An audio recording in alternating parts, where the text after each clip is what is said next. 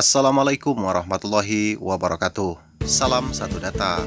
Kembali bersama Ahad Channel 12. Kali ini saya akan berbagi informasi ya kawan-kawan mengenai soal-soal terbaru P3K Teknis tahun 2024 dalam bidang jabatan, polisi, pamong praja, dan Pranata Trantibum. Untuk lebih jelasnya, simak soal-soalnya sampai selesai ya kawan-kawan. Semoga kawan-kawan yang ikut tes nanti lulus dan mendapatkan hasil yang memuaskan. Selamat belajar. Kita mulai dari soal nomor 25. Dalam pengawasan penyelenggaraan pemerintah daerah, polisi pamong praja menemukan pelanggaran tata tertib DPRD. Berdasarkan UU 23/2014, tata tertib DPRD paling sedikit memuat ketentuan tentang A. Pemilihan pimpinan dan pembagian komisi. B. Pemberhentian anggota dan penggantian antar waktu. C. Pengucapan sumpah janji dan penetapan pimpinan. D. Mekanisme rapat dan pengambilan keputusan. E. Pembentukan praksi dan alat kelengkapan. Jawaban yang paling tepat adalah C. Pengucapan sumpah janji dan penetapan pimpinan. Menurut pasal 132 ayat 3, tata tertib DPRD minimal membuat ketentuan tentang pengucapan sumpah atau janji, penetapan pimpinan, dan hal-hal terkait lainnya. Kemudian selanjutnya soal nomor 26. Polisi Pamong Praja sedang melakukan evaluasi terhadap keanggotaan DPRD dalam hal pemberhentian antar waktu anggota DPRD kabupaten atau kota karena tidak dapat melaksanakan tugas secara berkelanjutan. Masa tidak hadir dalam rapat tanpa keterangan yang menjadi dasar pemberhentian adalah A. 1 bulan berturut-turut. B. 2 bulan berturut-turut. C. 3 bulan berturut-turut. D. 4 bulan berturut-turut. E. 5 bulan berturut-turut. Jawaban yang paling tepat adalah C. 3 bulan berturut-turut.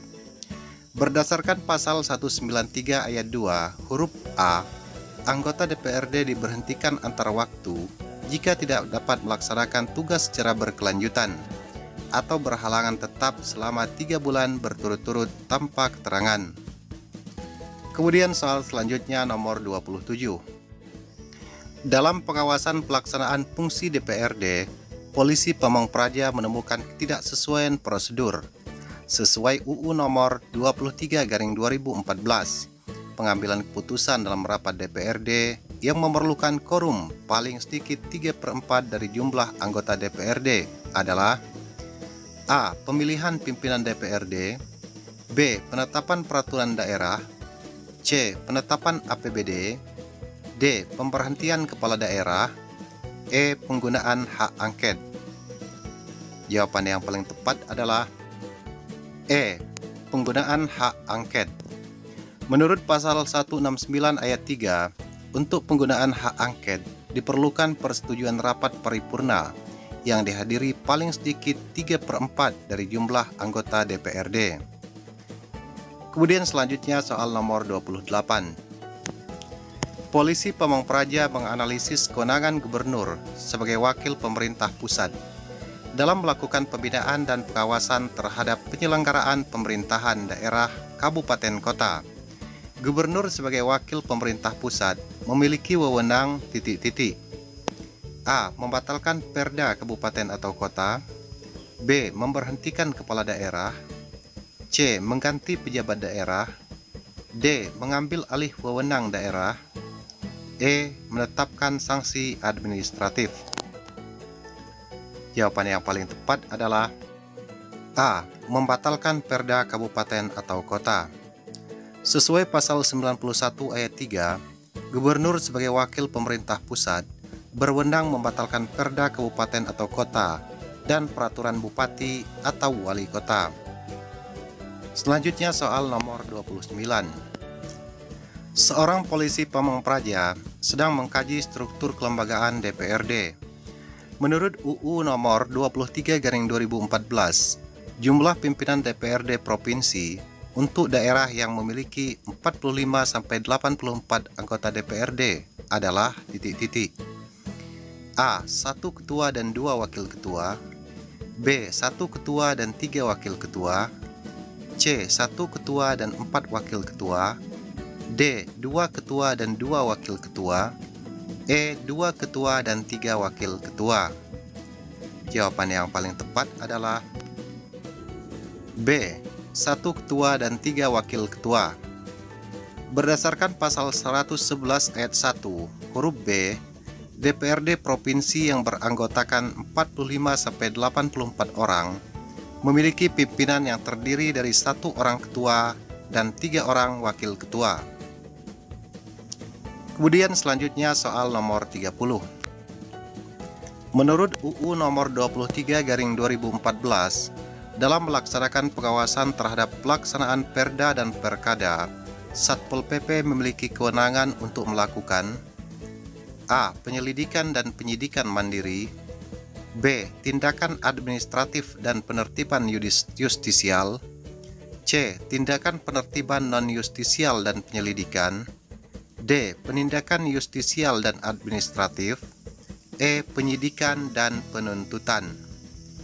Jawaban yang paling tepat adalah C. Tindakan penertiban non-justisial dan penyelidikan. Berdasarkan pasal 255 ayat 2, Satpol PP berwenang melakukan tindakan penertiban non-justisial dan tindakan penyelidikan terhadap warga masyarakat, aparatur, atau badan hukum yang melakukan pelanggaran atas Perda dan Perkada. Kemudian selanjutnya soal nomor 31.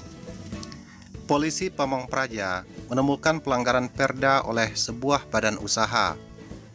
Sesuai UU nomor 23/2014, tindakan administratif yang dapat dilakukan adalah A. Pemberian sanksi denda dan pencabutan izin. B. Teguran tertulis dan penghentian kegiatan. C. Penutupan usaha dan pemberian denda. D. Pencabutan izin dan penahanan. E. Penghentian operasi dan penyitaan. Jawaban yang paling tepat adalah B. Teguran tertulis dan penghentian kegiatan.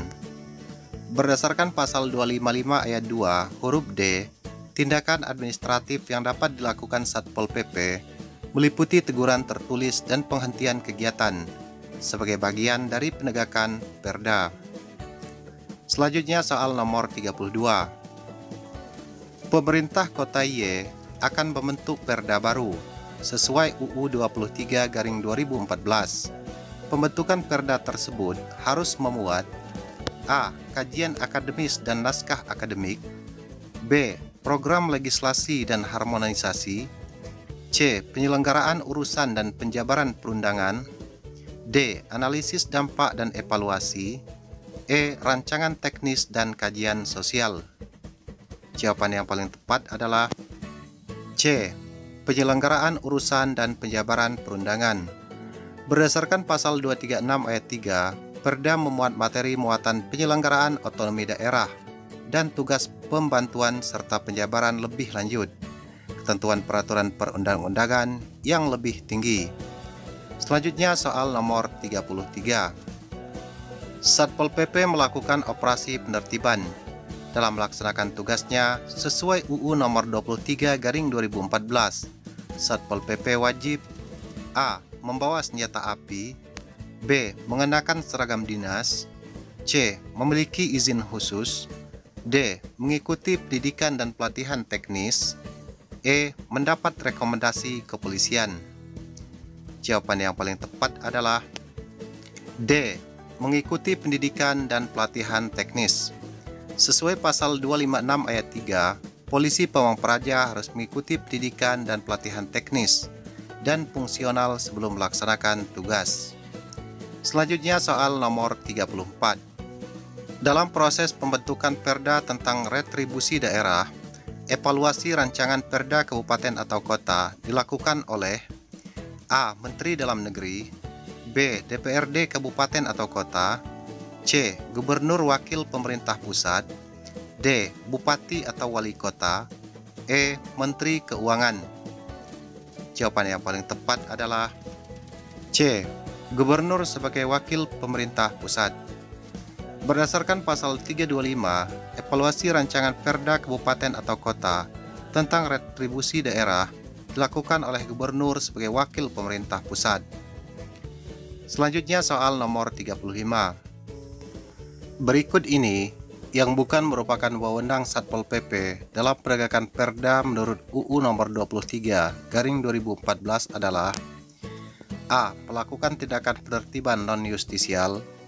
B. Menindak warga yang mengganggu ketertiban. C. Melakukan penyelidikan pelanggaran Perda.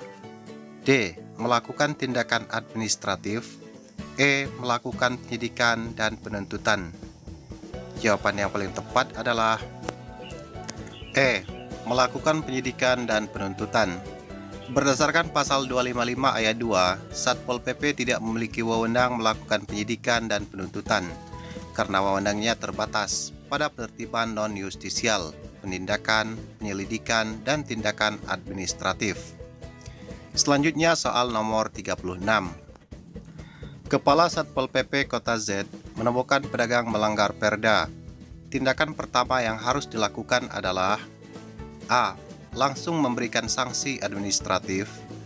B. Melakukan penertiban paksa. C. Memberikan teguran lisan. D. Melakukan penyitaan barang. E. Mengeluarkan surat perintah tutup. Jawaban yang paling tepat adalah C. Memberikan teguran lisan. Berdasarkan pasal 238 ayat 5, pemberian sanksi administratif dilakukan secara bertahap, dimulai dari teguran lisan sebagai tindakan pertama sebelum sanksi lebih berat. Selanjutnya soal nomor 37. Dalam proses perencanaan pembangunan daerah, seorang polisi Pamong Praja ahli pertama mengamati pelaksanaan pendekatan teknokratik.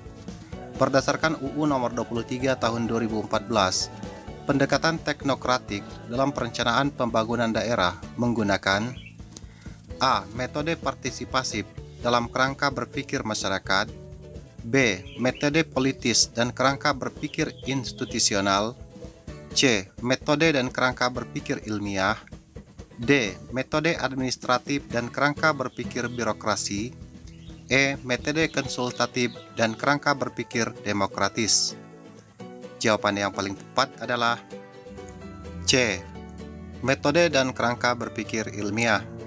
Pasal 261 ayat 2 menyebutkan pendekatan teknokratis menggunakan metode dan kerangka berpikir ilmiah untuk mencapai tujuan dan sasaran pembangunan daerah. Kemudian soal selanjutnya. Dalam evaluasi rancangan Perda tentang APBD, Gubernur sebagai wakil pemerintah pusat melakukan pengujian kesesuaian terhadap: A. RAPBD, RKPD, dan RPJMD. B. RKPD, KUA, PPAS, dan RPJMD. C. KUA, PPAS, dan RPJPD. D. RKPD dan RPJPD. E. Hanya RPJMD. Jawaban yang paling tepat adalah B. RKPD, KUA, PPAS, dan RPJMD. Kemudian kita lanjut ke soal berikutnya nomor 40.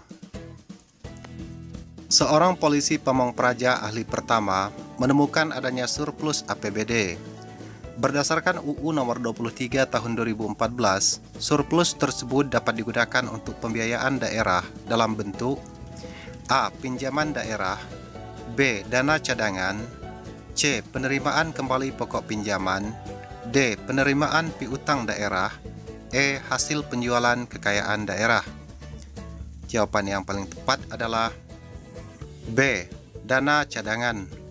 Pasal 305 ayat 2 menyatakan surplus APBD dapat digunakan untuk pembentukan dana cadangan, penyertaan modal, dan pembayaran pokok utang. Selanjutnya soal nomor 41. Ketika menganalisis pengelolaan keuangan daerah, seorang polisi Pamong Praja ahli pertama menemukan kegiatan yang membutuhkan pengeluaran di luar anggaran. Berdasarkan UU nomor 23 tahun 2014, hal tersebut: A. Diperbolehkan jika ada persetujuan kepala daerah. B. Diperbolehkan dalam keadaan mendesak. C. Diperbolehkan dengan persetujuan DPRD. D. Tidak diperbolehkan karena melanggar ketentuan. E. Diperbolehkan jika ada sisa anggaran. Jawaban yang paling tepat adalah D. Tidak diperbolehkan karena melanggar ketentuan. Pasal 327 ayat 4 secara tegas menyatakan pengeluaran tidak dapat dibebankan pada anggaran belanja daerah jika anggarannya tidak tersedia atau tidak cukup tersedia dalam APBD. Selanjutnya soal nomor 42. Gubernur melakukan evaluasi terhadap rancangan Perda Kabupaten tentang APBD. Batas waktu penyampaian hasil evaluasi kepada Bupati adalah A. 7 hari, B. 10 hari, C. 14 hari, D. 15 hari, E. 30 hari. Jawaban yang paling tepat adalah D. 15 hari.